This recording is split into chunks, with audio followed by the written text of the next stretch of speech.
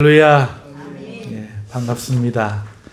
2024년 두 번째 주일을 저희도 맞았습니다.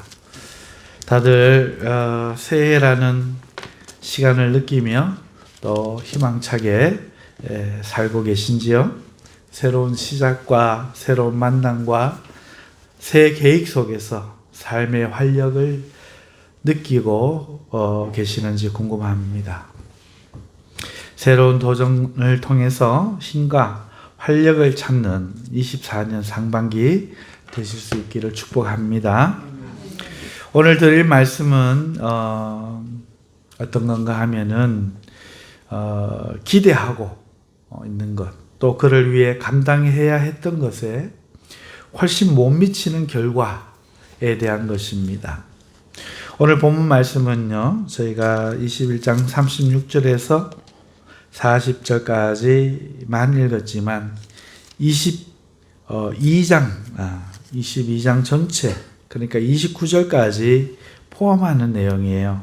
집에 가셔서 한번 읽어보시면 좋겠습니다.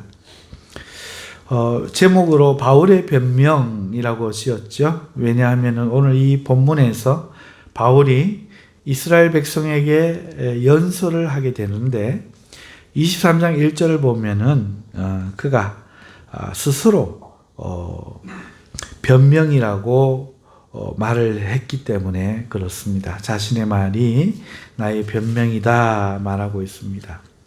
자, 그러면 이 바울의 변명이 왜 기대했던 것에 훨씬 못 미치는 결과라는 주제와 연결되는지 본론을 통해서 말씀을 드리도록 하겠습니다. 이 말씀을 통해서 인생에 원하지 않는 일들이 여러분의 삶 가운데 일어날 때 그것을 받아들이고 이겨낼 수 있는 은혜가 여러분에게 있으시기를 주님의 이름으로 축원합니다. 먼저 본문 말씀을 37절부터 22장 29절에 아울러 잠시 살펴보도록 하겠습니다. 먼저는 우리가 읽었는 부분인데요. 오늘 이 부분에는 바울이 천부장에게 자신이 백성들에게 말하게 해달라 요청을 합니다. 유대인들에게 선동된 사람들이 성전 안으로 뛰어들어와서 바울을 붙잡아 성전 문 밖으로 내팽겨치고 그를 죽이고자 때리기 시작했을 때 그 소식을 들은 예루살렘 성내에 주둔하던 로마 군대 천부장이 부하들과 함께 들이닥쳤지요. 소란하여서 상황을 도저히 파악할 수 없었던 그가 바울을 데리고 이제 영내로 들어가려고 했으나 그마저도 바울을 죽이고자 하는 이 분노한 유대인들 때문에 여의치가 않아서 바울을 군인들이 머리 위에 들쳐 올리고 영내로 들어가던 그 계단을 올라가던 중에 바울이 헬라어로 천부장의 말을 겁니다. 내가 당신에게 말을 해도 되겠소. 천부장은 헬라어를 아는 바울로 인해 깜짝 놀랐습니다. 유대인이 로마 말을 해도 놀라운데 헬라 말을 할 줄 안다는 것은 그가 범상한 사람이 아님을 말해주는 것이기 때문입니다. 그리하여 그는 즉시 예전에 큰 소요를 일으켰던 한 인물을 떠올립니다. 그리고 그인지 물었지만 바울은 자신은 그가 아니고 길리기아 다소 시민인데 유대인이라 말하면서 천부장에게 자신으로 하여금 이 성난 군중들에게 말을 할 수 있게 해달라고 요청을 하죠. 헬라 말을 하는 그에게 놀라움을 느낀 천부장이 허락하자 바울은 로마 군인들 머리에서 내려진 후 계단 맨 위에 올라가서 백성들에게 조용히 하라고 이제 손짓을 합니다. 이 상황에 백성들이 놀라 조용해지기 시작했고 이윽고 바늘 하나 떨어져도 들릴 듯 매우 조용해지자 바울은 조용히 히브리 말로 말하기 시작합니다. 이제 우리는 22장 1절에서 21절까지 내용을 우리가 살펴볼 텐데요. 바울이 히브리 말로 말을 하기 시작하자 군중들이 더욱 조용해졌습니다. 당시 유대 사회에는 최고의 지식인들이 사용하는 헬라어, 공부 좀 하고 나란 일을 한다는 사람들이 사용하는 로마어, 유대에 사는 사람들 모두가 공용으로 사용하고 있던, 주위에 근동에서 사용하고 있던 아람어가 사용되고 있었고, 히브리 말은 오직 정통 히브리인들만 알고 사용하는 언어였기 때문입니다. 그만큼 각별하고 정통 히브리인이 아니면 알 수 없는 언어로 바울이 말하기 시작하자 이내 그것은 그들 민족만의 은밀한 일이 되어 순식간에 모두가 바울에게 집중할 수 있게 된 것이지요. 바울은 그렇게 군중들에게 자신을 히브리 말로 소개하기 시작합니다. 자신은 히브리 말을 할 수 있음에서 알 수 있듯이 정통 유대인이고 길리기아 다소에서 태어났고 어린 시절 예루살렘 성에 와 유대인으로 전통을 배우며 자랐고 유대 사회의 가장 명문인 가말리엘 문화에서 율법의 엄격한 교육을 받았으며 당신들처럼 하나님께 대하여 열심히 있는 사람이다. 자신을 소개합니다. 그리고 지금 자신은 예수라는 자에 의해 생겨난 이 돌을 인하여 이런 상황에 박해받는 상황에 놓여 있지만 원래는 자신도 이 돌을 미워하여서 사람을 죽이기까지도 받게 하고 이 돌을 믿는 남녀를 잡아다가 옥에 가두었으며 그것도 부족하여 유대의 장로들과 대제사장들에게 가서 위임을 받아 다메섹으로 가서 거기 있는 이 돌을 믿는 자들조차 잡으러 갔었다. 하지만 다메섹에 가다가 자신이 신기한 경험을 했는데 어떤 이가 빛 가운데서 나타나서 자신을 예수라 하면서 네가 나를 왜 박해하느냐 물었다고 이야기합니다. 하지만 자신과 같이 간 사람들은 빛은 보면서도 그 음성은 듣지 못하는 것이 이것이 우리가 옛날 이야기 속에서 하나님을 만났던 사람들에 대해서나 듣던 그런 종류의 일임을 본인은 깨달았고 그런데 자신이 그 예수님을 만난 후에 눈이 멀게 되어 다메섹으로 인도되어 갔을 때 그곳에서 주님께 보냄을 받은 아나니아라는 사람이 자신을 찾아와 눈을 뜨게 기도해주고 죄를 사해주는 세례를 받게 권면함으로 세례를 받았으며 그렇게 바울은 이 땅을 현혹하는 죄인으로만 알았던 예수가 사실은 우리 민족 자신을 포함하여 죄를 없이 하는 하나님임을 알게 되었고 그렇게 예루살렘에 돌아와 기도할 때 그 예수가 나타나서 지금은 예루살렘에 있는 유대인들이 너의 말을 믿지 않을 것이라 말씀하셨다 하는 이 간증을 그 사람들에게 들려주면서 조금 더 자신의 이야기를 합니다. 그래서 자신은 이 사람들이 말을 안 들을 것이다 할 때에 예수님에게 그렇지 않다. 유대인들은 다른 이의 말은 몰라도 자신의 말은 믿을 것이다. 왜냐하면 자신이 예수 믿는 자들을 가두고 회당에서 때리고 또 스데반을 죽일 때 옷을 맡았으며 그 일에 가담한 주동자 중에 하나임을 그들이 알고 있고 그러니 다른 이는 몰라도 자신이 예수가 구약에 하나님이 말씀하신 그 메시아임을 증언한다면 그들은 믿을 것이다 라고 예수님께 말씀을 드렸다고 그 사람들에게 말합니다. 그러나 예수님께서 자신에게 자기를 멀리 이방인에게 보내겠다고 하여서 자신은 동포에게 예수를 전하지 못하고 이방으로 가게 된 사실까지를 말을 했을 때에 이 말을 통해서 이제 왜 자신이 여기서 이 이야기를 하는지 그 이유를 들려주려고 한 것이지요. 그러나 22절에서 23절을 보면 백성들은 이 말을 듣지 않고 오히려 그를 죽이려 합니다. 자, 상황이 이렇게 급변하자 29절까지 내용을 보면은 천부장이 비록 바울이 헬라 말은 하지만 대다수 유대인들에게 미움을 받는 것으로 보아 왕따인 것으로 여겼고, 그래서 그를 채찍질하여서 유대인이 무슨 일로 그를 미워하는지 알아내어서 정치에 이용하려 영내에 데려가라고 합니다.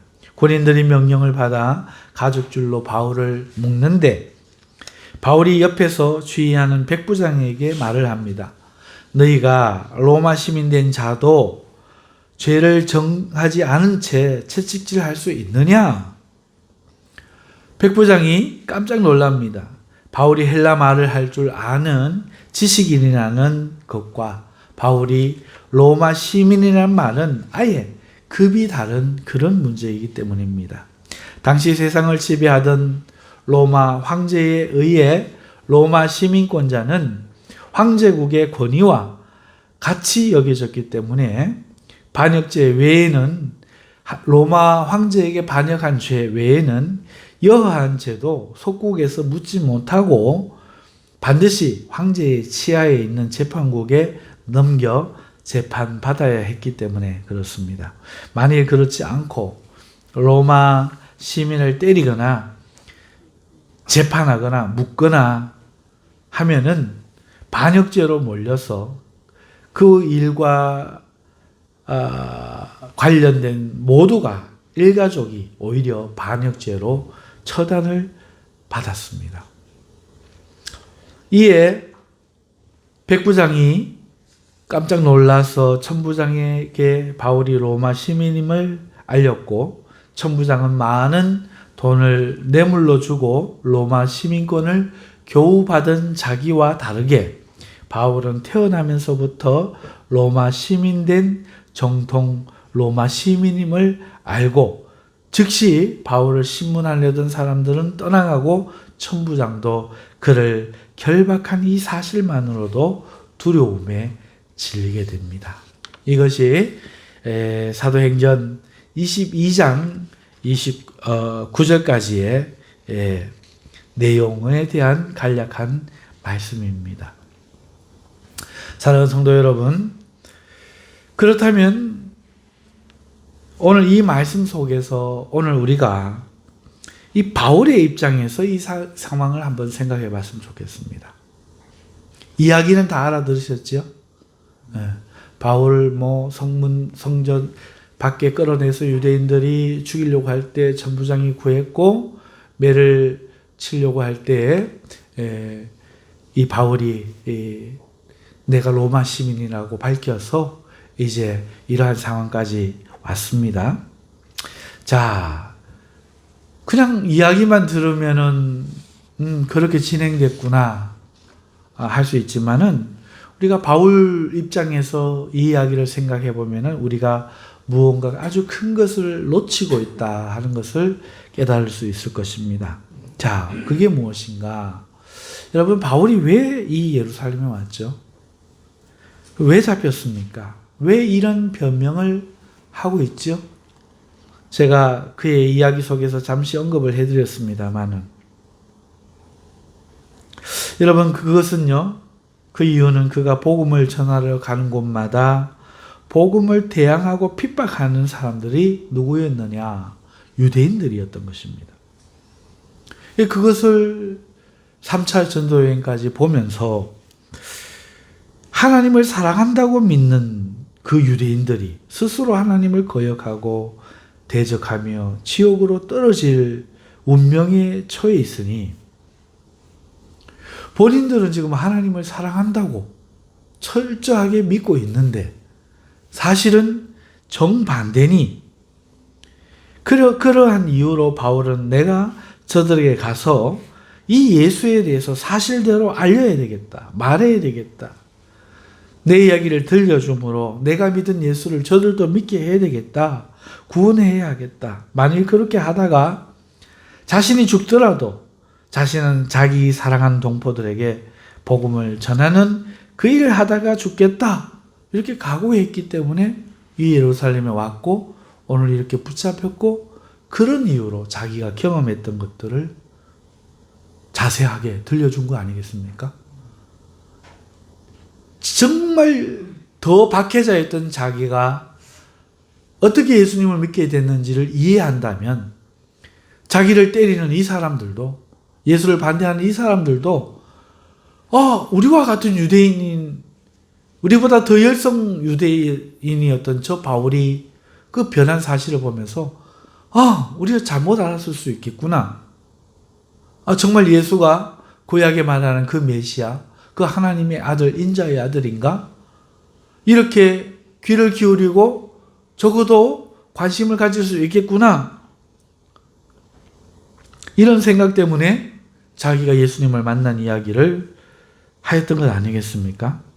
그래서 그러면 믿을 것이라는 이 희망을 가지고 예루살렘 행을 그렇게 만류하는 많은 형제들의 만류를 뿌리치고 성령의 경고를 뒤로 하고 여기까지 왔던 거 아니겠습니까?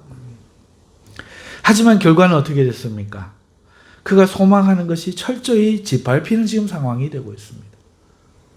자신의 기대와 완전히 다릅니다. 그렇게도 자신이 얼마나 예수를 오해했는지, 또 예수를 전하는 자가 되기까지 어떤 체험을 했는지 말해주면 유대인들이 자신의 말을 믿어줄 것이라 생각했지만 처음부터 어림없는 일처럼 자신의 예상은 완전히 틀려버렸습니다. 오히려 그들은 그런 바울을 더욱 죽여야 할 자로 여겨 분노하고 있는 것이죠. 왜 우리가 사람하고 문제가 생겼을 때, 특히 상대가 나를 미워할 때, 내 마음을 이해하면 상대가 나를 이해해 줄 거라고 생각하고 내가 왜 이렇게 했는지, 내가 어떤 마음인지 자세하게 이야기하지 않습니까? 그런 것을 기대하고요. 그런데 때로 그것 때문에 더 분노하는 사람들도 있죠. 그런 일이 있을 수가 있습니다. 지금 바울이 그런 경우죠. 자기는 이 유대인들의 심정을 이해하고 있습니다. 하나님 나라를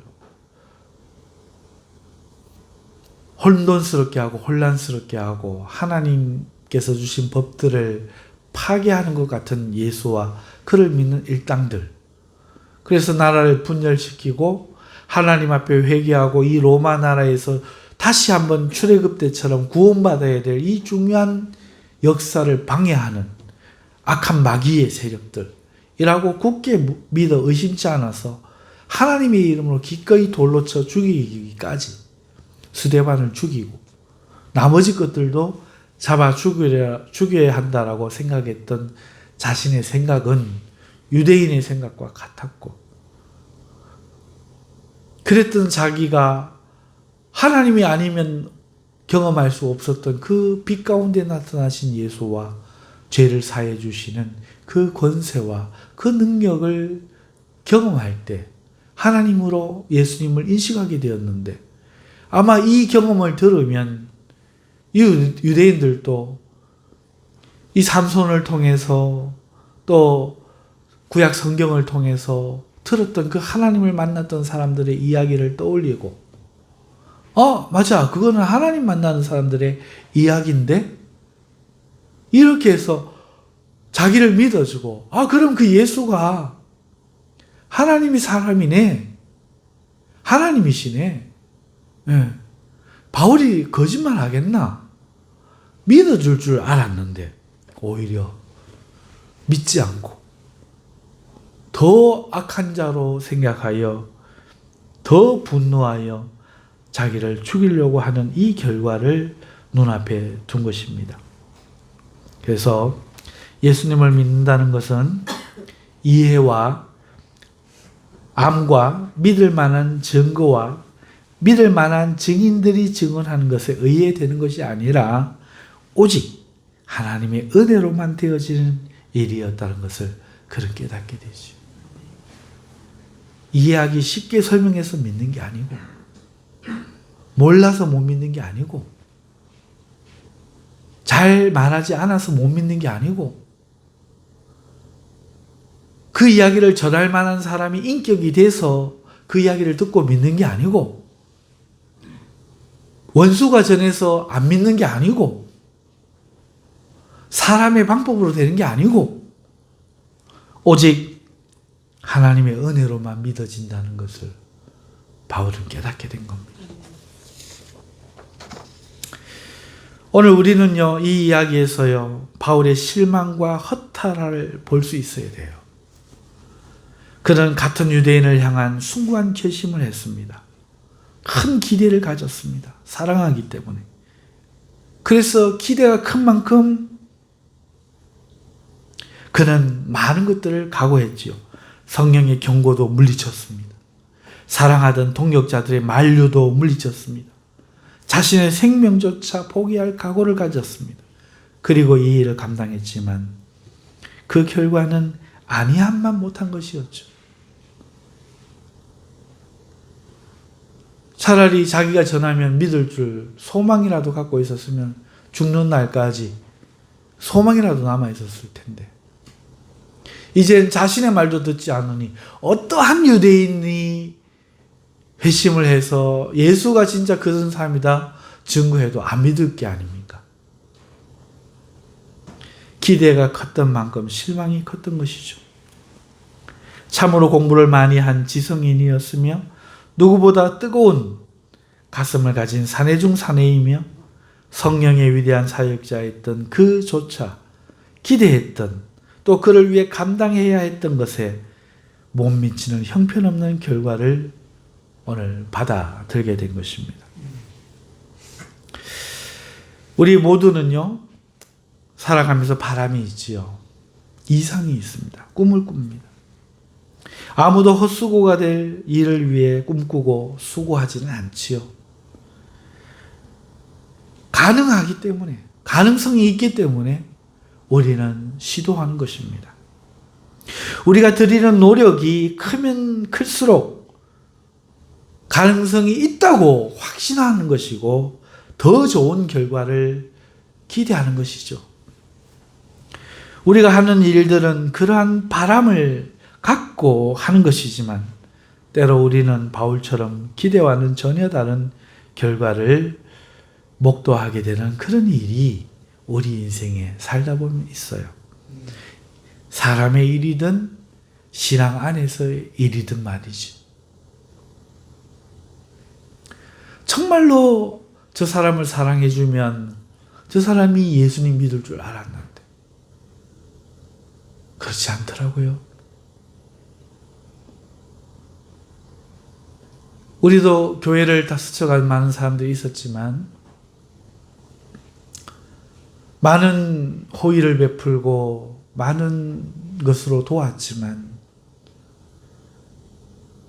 안부조차 묻지 않는 그런 일도 있지요. 뿐만이 아닙니다. 우리가 인생에서 참으로 많은 일들 속에서 우리가 수고하고 노력하고 베풀었던 것에 미치지 못하는 그런 결과를 받아들고 사람에 대해서 실망하고 내가 그 일을 왜 했던 거 후회하는 그런 일들이 있기에 마련이지요. 자, 그런 일이 생겼을 때에 우리는 그걸 어떻게 이해해야 됩니까? 그렇다면 우리는 헛된 일을 한 것일까요? 그것은 실패인가요? 이와 같은 상황을 우리는 어떻게 받아들여야 될까요? 지난주에 말씀드린 것처럼 이건 안 돼요. 이 일을 운명이라거나 자신이 틀린 선택을 했기 때문에 얻은 결과라는 흑백 논리로 받아들이면 안 되죠. 그거는 지난주에 말씀드렸죠. 이거 운명이다. 안 될 건 안 된다. 혹은 쓸데없는 일에 내가 판단 잘못해서 했다. 그렇게 받아들이면 안 된다는 겁니다. 특별히 우리가 어떤 숭고한 오늘 바울처럼 결단이 필요했던 일을 했을 때, 거룩한 수고를 감당했을 때, 그럼에도 걸맞지 않는 결과를 받아들일 때 우리는 그런 판단하면 안 되고 단지 이런 결과지를 받아들일 수 있는 것이 인생이라는 것을 인정해야 한다는 것입니다. 우리가 그 어떤 아름다운 각오를 하고 결행을 해도 그것이 자동으로 좋은 결과로 이어지지는 않습니다. 인생은 그렇게 아무도 알 수가 없는 겁니다. 반드시 좋은 것이 좋은 것으로 연결되지는 않는다는 것이죠. 나쁜 일을 한 사람이 꼭 가난하고 비참하게 살지 않고 착하고 어진 사람이 꼭 만수무강하고 부자로 살지도 않는다는 거예요. 때로는 우리가 거룩한 일을 하고도 받아드는 결과는 초라하거나 내 믿음을 저버린 현실일 수 있다는 것이죠. 내가 잘못해서 그런 거면 받아들이겠는데 이것이 주를 위해서, 이것이 하나님을 위해서, 이것이 신앙으로, 이것이 사랑이라는 이름으로 한 거룩한 희생이어도 그럴 수 있다는 겁니다.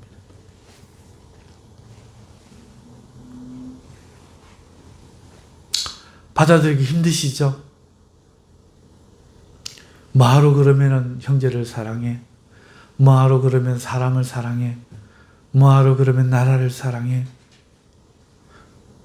회의가 될 수도 있습니다. 바울이 이렇게 민족을 사랑했던 결과가 이거란 말인가? 여러분, 그래서 오늘 저는요, 여러분들에게 이 질문을 한번 드려보고 싶습니다. 그래서요, 만일 이렇게 실패할 것을, 그런 결과를 예상하고 우려하여서 아무도 숭고한 결단을 하지 않는다면 세상은 어떻게 될까요?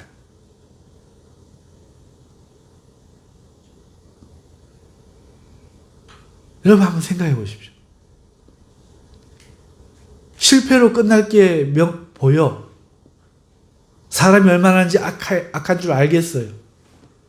어떤 일은 사람 힘으로는 안 되고 하나님의 기적이 일어나야만 되는 이런 일들에 내가 나를 희생하면서까지 이런 숭고한 희생을 감당하고 해야 할 필요가 있을까 생각해서 그런 일들을 우리 모두가 하지 않는다면 과연 이 세상에 여러분 희망을 발견할 수 있을까요? 최근 중국에 퍼지는 괴담 중에 하나가 있는데 여자를 돕지 말라는 거예요. 여자를 돕지 말라는 거예요. 쓰러진 여자를 도왔더니 성추행으로 고소해서 죄를 뒤집어 쓰고 엄청난 합의감을 물어줘야 했다는 겁니다. 이것이 몇 년 전에도 중국 엘리베이터 사건 계속 한번 나타나서 중국을 휩쓸었는데 이제 길에 쓰러져 있는 여자들이 있어도 도와주지 않는 거죠.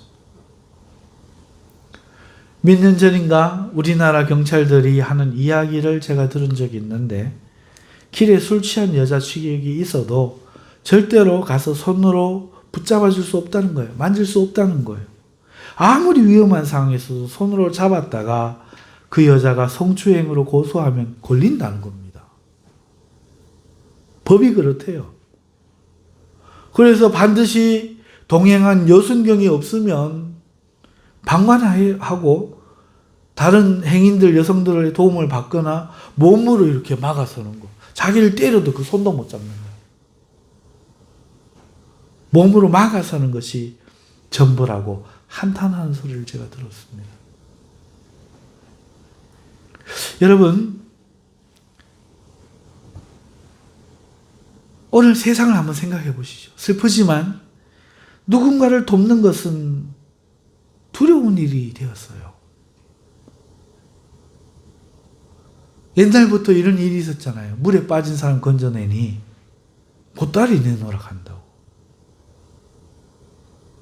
옛날엔 그런 사람이 악인이 한두 명이었는데 요즘은 그렇지 않다는 거죠.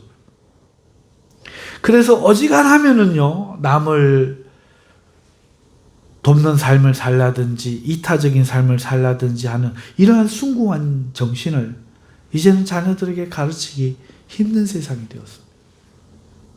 사람 조심해.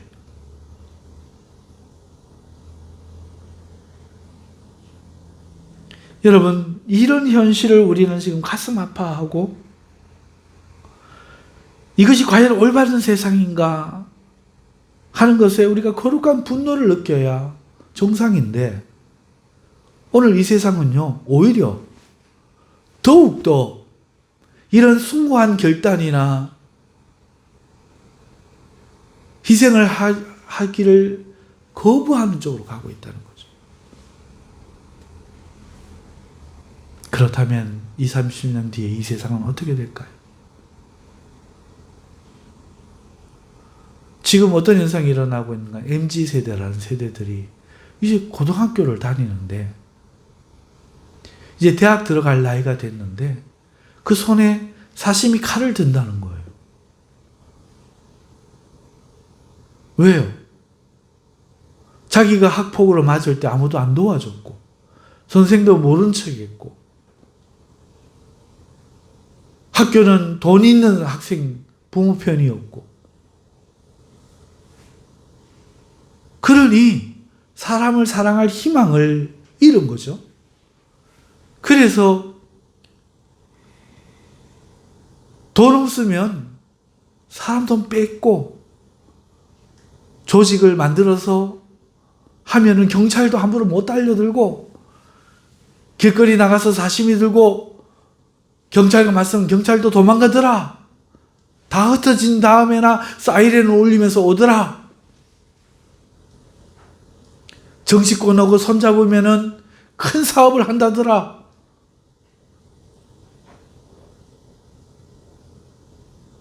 이렇게 생각하고 이 젊은 세대들이 인생의 방향을 이쪽으로 잡는 이런 일들이 벌어지는 거죠.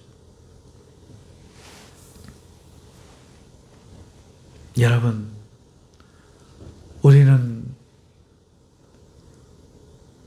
자기를 돕기 위해서라도 이 세상을 도와야 되고 이 세상을 방치하면 안 됩니다. 이 세상의 불의를 보고도 회피하고 약자를 보면서 못 본 채 돌아간다면, 그대로 이 세상을 방치한다면 이것은 옳은 일이 아닙니다. 이것은 모두가 죽는 일이죠. 그런데 아무도 이 숭고한 일을 행하는 사람이 없다면, 의인이 없다면 그때는 어떻게 되겠습니까? 만일 바울이 유대인의 그 악독함에 치를 떨고 실망하여 자기 민족을 구원할 생각을 하지 않았다면 그는 결코 예루살렘으로 가지 않았을 겁니다. 이 속에서 우리는 예수님을 믿는다는 것이 무엇인지를 보게 되죠. 그저 유대인으로서 하나님을 하나님으로 아는 것과 예수도 하나님인 것을 아는 것으로 지식이 바뀐 것이 예수 믿는 것이 아니라,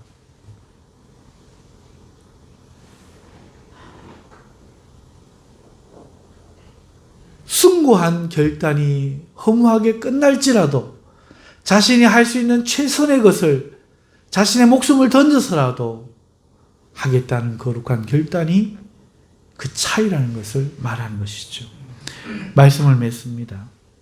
때로 우리 자신이 신앙인으로서 예수님을 잘 믿으려고 할 때에, 성령으로 살아가려고 할 때에 세상 사람들은 갖지 않는 숭고한 결단을 스스로 강요받을 때가 있습니다. 오지랖도 넓지요. 그리고 그 거룩한 생각은 좋은 결과를 맞을 수도 있지만 때때로 기대와는 다른 처참한 결과를 맞을 수도 있는 겁니다. 그때 우리는 어떻게 해야 됩니까? 우리마저도 거룩한 결심을 하지 않아야 합니까? 그러면 세상은 어찌 됩니까? 우리 모두가 자기 몸만 생각하고 있으면 교회는 세상과 무엇이 다릅니까? 만일 십자가를 지고 죽어주셨음에도 온전히 주를 고마워하지도 않고 제멋대로 사는 우리라는 결과지를 앞에 두고 주님이 그 거룩한 결단을 하지 않으셨다면 우리는 어떻게 되었을까요? 우리는 때로 사랑이라는 이름으로 오직 거룩한 결단을 선택하는 신앙인들일 수 있음을 기억하시기를 주님의 이름으로 축복합니다. 그것이 여러분의 거룩한 변명이 되시기를 축원합니다. 기도하겠습니다. 하나님 아버지 감사합니다. 오늘 이 말씀 가운데서 저희들의 삶을 한번 돌아보고 저희들의 선택을 돌아볼 수 있는 거룩한 시간 되기를 원합니다. 그렇습니다. 실망할 만한 사람들이고 우리 모습입니다. 하지만 그렇기에 더 이상 소망을 가지지 않고 희망을 가지지 않고 거룩한 희생을 하지 않겠다고 말하는 것은 우리 스스로 우리가 사는 것을 지옥으로 만들겠다는 그런 생각임을 우리가 깨닫게 하여 주시옵소서. 우리 주님이 하신 그 선택 때문에 오늘 우리가 있는 것처럼 비록 우리가 좋은 결과로 이어지지 아니할지라도 나와 내가 우리가 계속하여 숭고한 희생을 감행한다면 언젠가는 악으로 물든 이 세상도 우리가 뿌린 피로 말미암아 거룩한 생각을 하고 우리가 바라는 세상이 될 수 있다는 믿음을 갖게 하여 주시옵소서. 그러한 믿음으로 피를 뿌린 결과 오늘 이 땅에 기독교가 들어와 순교자의 피 위에서 우리가 복음을 듣게 되었음을 기억하게 하여 주시옵소서. 더는 희생하지 않으려고 세상과 담을 쌓고 세상을 저주하며 교회라는 담만 높이 무성하게 올려가는 교회가 되지 말고 모든 것을 내어주는 어머니처럼 오늘도 세상을 향해 문을 열고 그들을 사랑하며 원수를 사랑할 수 있는 저희와 교회가 되게 하여 주시옵소서. 예수님의 이름으로 기도하옵나이다. 아멘.